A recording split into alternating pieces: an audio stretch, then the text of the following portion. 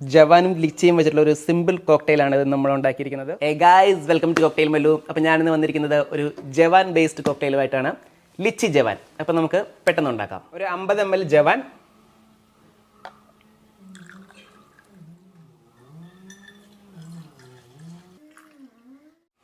25 ml lime juice,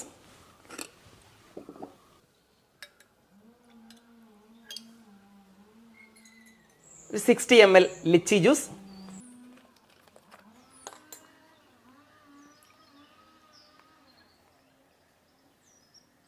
ഒരു 15 ml sugar syrup,